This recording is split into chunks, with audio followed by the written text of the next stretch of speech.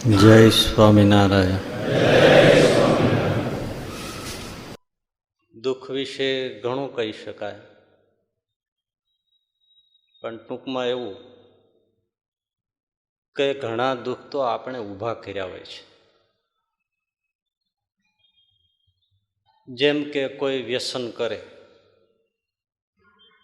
ચા બીડીનું વ્યસન છે, હવે એને ટાઈમે ચાય પીવા ન મળે તો હેરાન થઈ જાય, અને પછી એ બોલ્યા કરે, એવા હેરાન થયા, એવા દુઃખી થયા, ના પૂછો, માથું ચડી ગયું, ક્યાંય ફાવે નહીં, ચેન પડે નહીં. એ હાથે ઊભું કર્યું ને.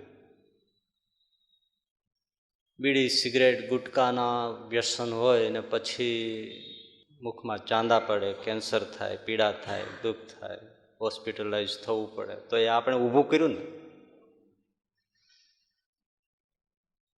ઘરમાં સાસુ વહુને ઝઘડો હોય તો સાસુને એમ હોય કે વહુ મને પૂછતી નથી ખાવા પીવાનું, ચા પાણી, દૂધ પાણી.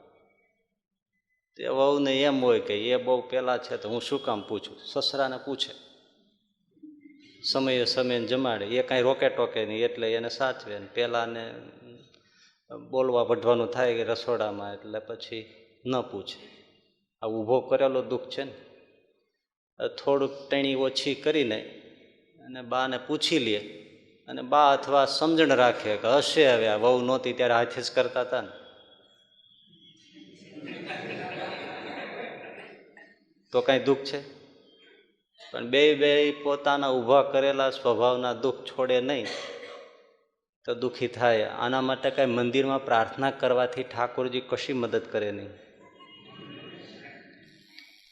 બીડી હાથા જુડે રાખે અને પછી ભગવાનને કંઈક જાળવજો, કેન્સર બેન્સર થવું ના જોઈએ. એ પ્રાર્થનાનો પણ બે જ હોવો જોઈએ ને. બે જ એકાદો હોવો જોઈએ ને કાંઈક.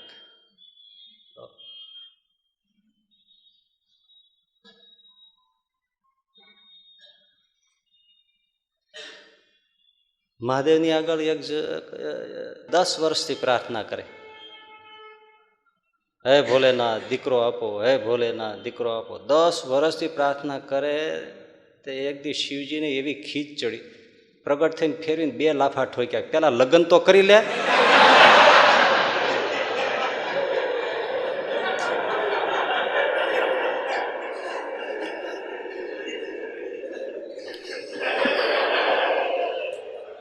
એટલે પ્રાર્થનાનો પણ કાંઈક બે જ હોવો જોઈએ ને. એમ આપણે બીડીયું ફૂંકીએ અને વ્યસન રાખીએ ને પછી કંઈ ઠાકોરજી આ દુઃખ ન આવવા જોઈએ તેવું તો ના બને ને. આપણો થોડો સ્વભાવનો દુઃખ હોય તો સ્વભાવ સુધારવો તો પડે ને. આપણે ધ્યાન ના રાખીએ કે મંદિરવાળો થોડો હાથ પકડે છે કાંઈ.